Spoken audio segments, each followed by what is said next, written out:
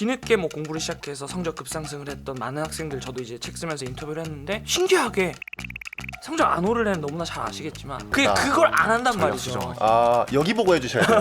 그걸 안 해요. 한단 말이야. 공부법도 되게 많이 궁금해하실 텐데 네. 그 어떻게 하면 그런 급상승 궤도를 그릴 수 있었는지에 대해서도 조금 네. 설명이 듣고 싶어요. 만다르트라고 혹시 들어보셨나요? 오타니 쇼헤이가 왜 고등학교 때 그렸다고 해가지고 뭐 9개 이렇게 되는. 그렇죠. 예. 그러니까 그게 뭐냐면 공부를 진짜 잘하거나 성과를 잘 내는 사람들은 내가 오늘 뭐 하지를 오늘의 관점에서 생각하지 않고 이뤄야 되는 최종 결과가 뭐지? 에서부터 생각을 출발한다는 거예요. 그래서 오타니 쇼헤이는 8개 팀에서 1순위로 스카웃되는 선수가 되겠어라는 목표를 찍어놨어요. 그럼 그 결과를 이루기 위해서 필요한 것들이 또 있겠죠. 예를 들면은 뭐 시속 몇 킬로로 던져야 되고 뭐 내 몸 상태는 어떻게 해야 되고 그럼 또 그걸 쪼개면 시속 몇 킬로를 던지기 위해서 필요한 또 상태가 있을 거예요. 그러면 계속 그렇게 쪼개가다 보면 뭐가 나오는 거예요? 결국 내가 오늘 뭘 해야 되는지를 알게 되는 거죠.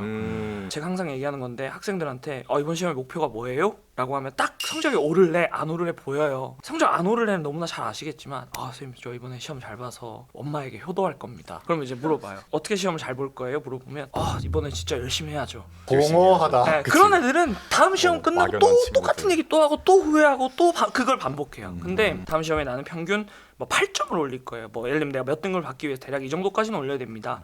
그러면 이제 출발을 어디서 하게 되냐면 내가 8점을 올린다는 결과값이 있으니까 그러면 내가 지난 시험에서 8점이 어디서 나가는지를 확인할 수 있을 거 아니에요. 그럼 내가 중간 때 선생님이 이렇게 출제했는데 내가 요런 거에서 내가 좀 점수가 많이 나갔네? 그럼 여기서 몇 점을 올리기 위해서 내가 이번 시험에는 여기에 좀 집중을 해야겠네? 뭘 해야 되는지를 명확하게 그 목적과 전략이 싱크된 상태에서 로드맵을 그리니까 당연히 성적이 오를 수밖에 없는 거죠. 그렇기 때문에 공부를 잘하고 싶은 학생들일수록 더더욱 잠깐은 손을 떼고 지금 나에게 그런 로드맵이 있는가, 동시에 나는 그 시간이란 자원이 파악되어 있는가, 그러면 당장 이번 중간고사 앞두고 다 꺼내봐야죠. 내가 뭘 해야 되는지. 그걸 모르는 상태에서 그냥 이것도 풀어야 될 것 같고 저것도 풀어야 될 것 같고 그러면 이제 항상 우리는 시험 한 3일 남기고 일주일만 더 있었으면 후회를 하죠. 끝나고 만다라트를 좀 그립시다. 빨리 퇴근하고 싶은데. 그럼 이제 구체적으로 공부를 할 때 우리가 또 기억해야 되는 전략들이 있다는 거를 좀 얘기 드리고 싶은데 성적 급상승했던 친구들 진짜 이게 저는 되게 뻔한 말인 줄 알았거든요. 근데 30명을 인터뷰했는데 22명이 친구들한테 설명해주면서 성적이 올랐다는 거예요. 그게 왜 그러냐면 당연히 설명을 하면서 내가 막히면 내가 그걸 잘 몰랐다는 거잖아요. 그럼 다시 그 사람도 공부를 하게 되겠죠. 해야 돼. 그럼 그거는 내가 설명을 할 수 있는 수준까지 뭔가를 이해하고 기억한다는 건 시험 문제에 그걸 틀릴 수가 없다는 얘기예요. 그리고 또 하나는 제가 이게 가장 우리 학생들의 문제라고 생각하는데 공부는 가로로 하는 게 아니라 세로로 하는 거거든요. 예. 가로로 한다는 건 뭐냐면 중학교 때 수학 문제집 이거 풀고 저거 풀고 저거 풀고 하는 단계 도장 깨기가 있잖아요. 예. 근데 이 문제집을 내가 정말로 잘 풀었다는 건 결국 이 문제집 100개 중에 문제 100개 중에서 내가 다시 풀어도 이 문제를 다 풀 수 있다는 거잖아요. 내가 다시 풀었는데도 똑같은 걸 똑같이 틀린다면 그 문제집을 푼 건 시간 낭비한 거잖아요. 의미가 없네요. 네. 예. 근데 이렇게 진도를 빼는 거에 급급하다 보니까 내가 여기서 못 푸는 문제를 없게 만들겠다는 목표가 없는 경우가 너무 많아요. 그런 친구가 많아요? 많죠. 영어도 마찬가지예요. 우리 초등학교 때부터 영문법 공부를 합니다. 예. 가정법을 배우고 뭐 관계대명사를 배워요. 근데 정말 제가 학생들 보면 초등학교 때 배웠던 관계대명사를 중학교 때도 하고 있고요. 고등학교 때 또 배우고 있어요. 왜 그러냐면 이거를 내가 붙잡아서 정말로 내 걸로 만드는 게 아니라 그냥 계속해서 흘러가는 대로 배우고 잊어버리고 배우고 잊어버리고 그래서 저는 예를 들면 영문법 같은 경우에 그냥 자기만의 영문법 노트를 하나 만들어서 그거 그냥 내가 새로 모르는 거 나올 때마다 추가해 놓고 나만의 기본서를 만들어라는 얘기를 되게 많이 하는데 그러니까 우리는 계속 밑 빠진 독에 물 붓기를 너무 많이 해요. 결론적으로 이번 시험 때도 저는 내가 너무 많은 걸 하려고 하지 말고 나한테 가장 중요한 교재와 문제집이 있을 거잖아요. 걔를 한 권을 여러 번 보려는 접근을 해야 한다. 이게 제가 아마 두 분도 공감하시겠지만 서울대 학생들에게 100명에게 인터뷰를 했는데 그들이 거의 일관되게 했던 얘기가 여러 권을 한 번씩 보는 것보다 한 권을 여러 번 보는 게 훨씬 더 낫다. 이거는 왜냐면 계속 이렇게 모아줘야 되는 거거든요. 공부를 내가 구멍을 이렇게 채워야 되는 거거든요. 그래서 그런 좀 전략을 이번 시험에 꼭 시도해봤으면 좋겠다. 네. 저희한테 질문 들어오는 것도 보면은 저는 문제집 이것도 끝냈고요, 저것도 끝냈고요, 요것도 끝냈고요. 근데 성적이 왜 안 오를까요? 이런 질문이 많아요. 근데 이게 좀 해답이 될 수 있을 것 그게 같아요. 중독이에요. 중독. 왜 그러하냐면 우리는 되게 불안하잖아요. 조급하잖아요. 그러니까 계속 이거 풀었고 저거 풀었고 인강 이거 받고 학원 이걸 내가 넣으니까 내가 이걸 해냈다는 거짓 만족. 느끼게 되는 거죠. 나 이렇게 세게 말씀해 주시는 분 처음 봐. 근데 필요해. 필요하지. 진짜 필요해. 뭐 지금 내신 기간이니까 뭐 말씀하셔서 저도 더 생각난 게 하지 말아야 될 것을 얘기 드리고 싶은데 저도 이제 그렇게 했었지만 항상 우리가 중학교 때 내신 공부하면 교과서나 참고서를 펴놓고 걔를 그대로 노트에다 베껴 적습니다. 베껴쓰기. 네. 베껴쓰기.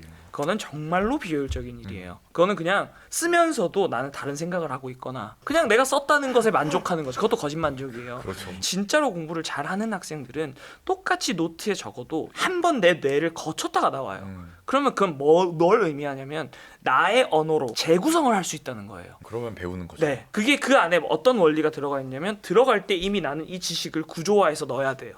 그리고 그 지식들의 연결고리를 찾고 그걸 맥락을 짜야 돼요. 그걸 이제 우리가 맥락화라고 불러요.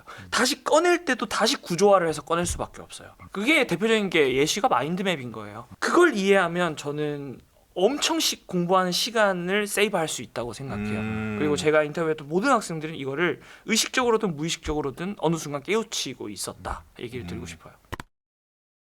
그러면 이제 곧 중고등학교 중간고사 시즌이잖아요. 특히 뭐 중학생 처음으로 시험을 보는 그런 학생들이고 네. 부담감이 되게 클 수가 있는데 시험 전에 이제 어떻게 하면 좋을지. 이거는 그냥 구체적인 방법을 얘기 드리고 싶은데 저는 항상 학생들한테 얘기하는 게 일단 이번 시험에 대략적으로라도 내가 해야 하는 전체 교재가 있을 것이고 그게 뭐 주교재일 수도 있고 부교재일 수도 있죠. 그리고 뭐 문제집일 수도 있잖아요. 그럼 그거를 소단원 단위까지 최대한 다 꺼내서 한번 적어보라고 얘기를 해요. 다 적어보면 생각보다 발등에 불이 떨어집니다. 그러니까 내가 해야 할 게 생각보다 많구나. 일찍 시작을 하게 돼요. 근데 항상 우리는 시험 기간을 늦게 시작하죠. 아, 내가 다음 시험에는 한 2주만 먼저 일찍 시작해야지. 하지만 또 같은 실수를 반복한단 말이죠. 그게 좀 게으른 완벽주의의 연장이라고 보는데 결국 뭐냐면 내가 머릿속에 시험 기간의 공부는 마치 미지의 대상이고 되게 두렵고 떠올리기 싫고 아 이걸 어떻게서부터 어떻게 해치워야 되지라고 막막한 거예요. 그러면 마음으로는 내가 빨리 이걸 계획을 세워야 해라는 걸 알지만 계속해서 회피하게 돼요. 엄두가 안 나니까. 모르면 불안하죠. 그렇죠. 그러니까 일단은 꺼내놔야 돼요. 그럼 꺼내놓으면 그거에서부터 저는 이미 절반은 시작됐다고 생각해요. 그리고 두 번째는 그러면 실제로 얘네들이 얼마만큼의 시간이 걸릴지를 내가 대략적으로도 파악할 수 있어요. 예를 들면 6주다. 그럼 내가 6주 차에는 어디까지는 돼야 된다. 5주 차에는 어디까지는 돼야 된다. 구간을 정하면 내가 이번 주에 당장 오늘 이걸 안 하면 안 되는구나. 그러니까 시험의 공부라는 게 어떤 스킬도 필요하고 동시에 과목별 공부도 필요하지만 이 전체를 어떻게 매니지먼트 해 나가느냐 이게 되게 중요한 지점이고 저는 입시 공부의 본질 중에 하나가 뭐라고 생각하냐면 우리가 입시 공부 특히 고등학교에 가면 내신도 챙겨야 되죠, 수능도 챙겨야 되죠, 모의고사도 챙겨야 돼요, 동아리도 챙겨야 돼요, 비교과도 챙겨야 돼요, 독서도 챙겨야 돼요, 면접도 챙겨야 돼요. 논술도 어떻게 챙겨야 했냐, 돼요. 열심히 살았네. 우리 어떻게 했지? 엄청 많잖아요. 뒤돌아보니까. 그럼 저는 뭐라고 생각하냐면 입시 공부의 본질은 물론 과목 하나하나를 잘하는 것도 중요하지만 누구에게나 똑같이 주어진 시간 대비 누가 더 이걸 잘 효율적으로 효과적으로 소화하느냐가 좀 본질이라고 생각해요. 시험 범위를 알고 나를 알면 100번 시험을 쳐도 그게 이제 얘기하는 메타인지죠. 다 뭔가 우리가 군데군데 흩어놓은 그 공부 관련된 개념들이 맞아, 좀 모아주시는. 관통되는 느낌이네요. 근데 이제 예상만큼 결과가 좋지 않았을 경우도 네. 물론 있을 수가 있잖아요. 그렇죠. 그랬을 때 시험을 보고 나서 이제 10년 전 작가님처럼 네. 첫 시험을 보고 약간 좌절하는 친구들이 생길 수 있는데 그런 친구들에게는 어떤 말씀을 해주고 싶으신지. 어떻게 마음가짐을 바꿔야 된다고 저는 생각하냐면 이번 시험은 조승우라는 사람의 부족함, 조승우라는 사람의 일부가 아니라 내가 선택한 것들의 결과인 거예요. 내가 선택한 노력의 양, 내가 선택한 전략, 내가 선택한 학원, 내가 선택한 인강, 내가 선택한 교재. 우리는 수많은 선택을 하잖아요. 그거의 결과인 거예요. 그러면 우리는 항상 그 선택을 바꾸면 결과는 달라져요. 제가 그래서 항상 이 학생들에게 꼭 얘기해주고 싶은 게 공부에 있어서 성과는요 1차원의 세상이 아니에요. 세상은 재능과 노력과 전략과 수많은 것들이 결합돼서 나오는 결과물의 3차원의 세상이거든요. 그러니까 그걸 이해하고 내가 아직 도달하지 못했고 내가 이번에 선택을 좀 잘못했을 뿐이야. 선택을 바꾸면 언제든지 다음 시험은 나아질 수 있어 라고 접근을 해야 결국 내가 다음번에 나아질 거라는 기대를 가질 수 있죠. 그래야 다시 시작을 할 수 있어요. 절대 이거는 나의 일부가 아닙니다. 그걸 꼭 저는 우리 학생들이 아셨으면 좋겠어요. 뭐 다음 시험을 그럼 준비할 때 내가 지난 시험에 무슨 선택을 했더라? 아 여기서 이거 체크 해제하고 이거 해제하고 다음번에 이거 체크하고 이거 체크하면 되겠다. 그걸 안 한단 전략 말이죠. 수정하기. 아 여기 보고 해주셔야 돼요. 그걸 안 한단 말이야. 그걸 안 해요. 왜냐? 시험지가 어딘지 몰라요. 네. 시험 끝나면 다 씹어서 먹고 버리고. 그게 당신을 제일 잘 보여주는 거울이라는 걸 저는 꼭 기억하셨으면 좋겠습니다. 꼭 잘 챙기세요. 아 예. 멘탈 관리가 와 대단하시다 정말. 아 근데 저도 뭐 처음부터 잘 된 게 아니라 저도 시행착오를 겪었고 사람들이 다 똑같은 시행착오를 겪었다는 걸 알았기 때문에 이렇게 얘기할 수 있는 거죠.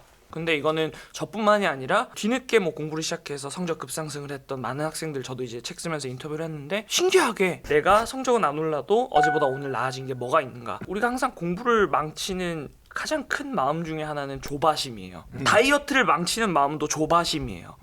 왜냐면 내가 다이어트를 결심했어요. 막 우리가 헬스를 가잖아요. 내가 내일 김종국이 되어야 될 것 같은 조바심을 느끼잖아요. 그러니까 막 하루 하고 이렇게 만져봐 하잖아요. 그건 조바심이에요. 그 욕심이죠. 그러니까 제가 성적 급상승을 했던 많은 학생들 그리고 저도 이제 스스로 복귀를 해보면 그 전에는 항상 조급했기 때문에 문제집을 쌓아놓고 어떻게 하면 저걸 빨리 풀어 제낄 것인가에 집중했어요. 그래야 내 마음이 편하고 안도가 되니까. 근데 그 마음을 좀 내려놓고 아까 준인이 말씀하신 것처럼 내 나아지는 느낌에 집중을 하자.